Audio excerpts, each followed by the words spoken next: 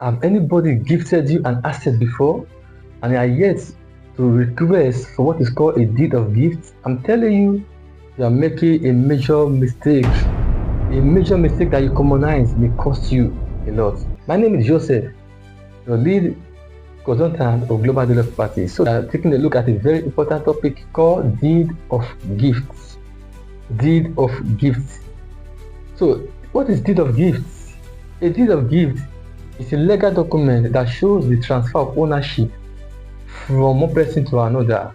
And in this case, the person that is gifted that item is called the donor, while you that is receiving that gifted item is called the recipient.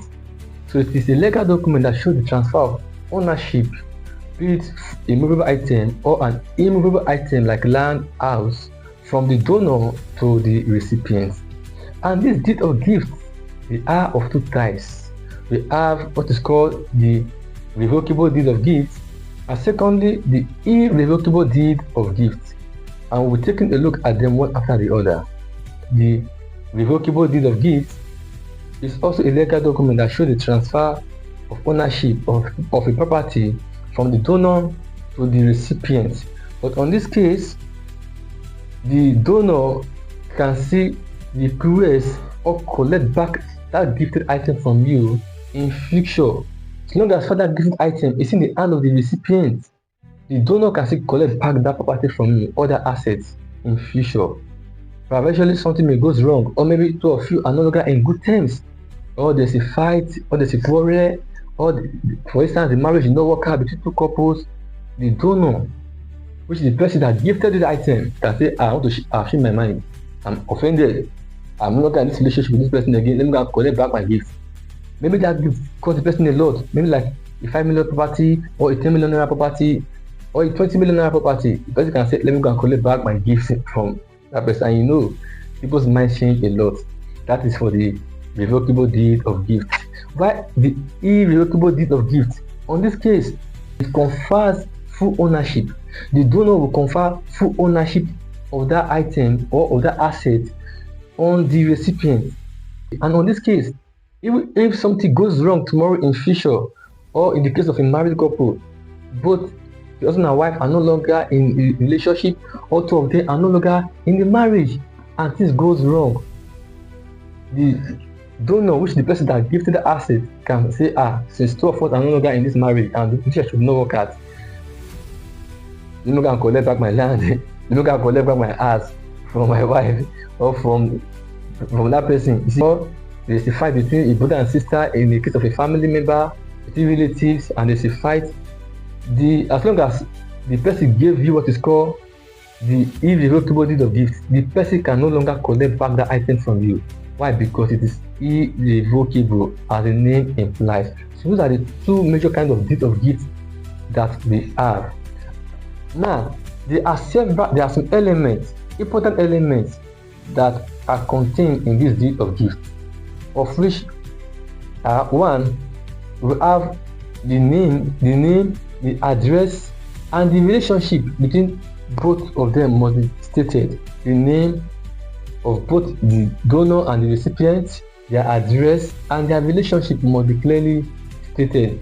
Secondly, the intent of the donor must also be clearly stated. What do I mean by the intent of the donor?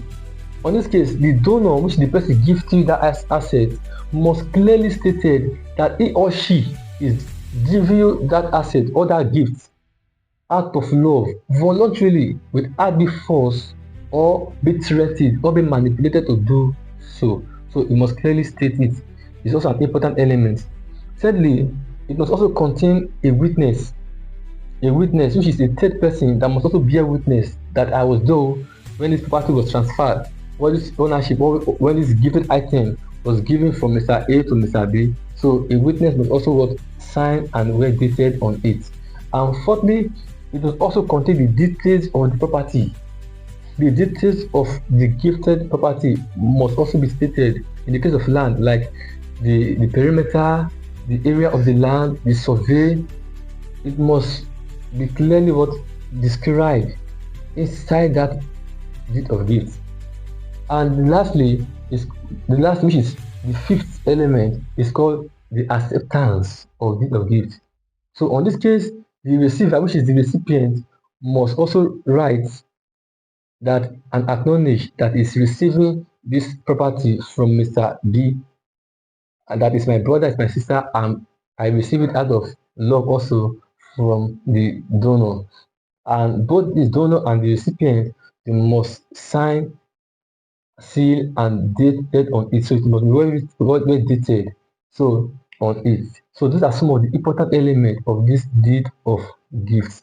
If you know that you are viewing me here in Nigeria or in diaspora, and you have and somebody gift you any of these items, be it a land, a house, or a car, you must ask for and request for what is called deed of gift of any asset that is given to you as a gift. So do the needful.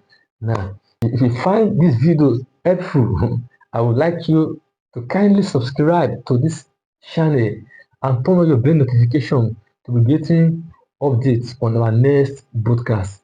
I remain your humble Joseph, your lead consultant of Global Dealers Properties. See you in my next live video. Thank you.